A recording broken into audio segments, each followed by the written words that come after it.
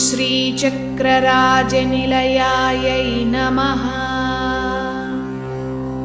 ॐ ऐं ह्रीं श्रीं त्रैलोक्यमोहनचक्रस्वामिन्यै नमः।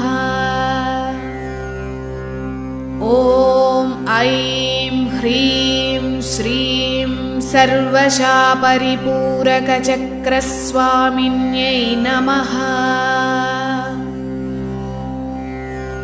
ॐ ऐं ह्रीं श्रीं सर्वसंक्षोभणचक्रस्वामिन्यै नमः।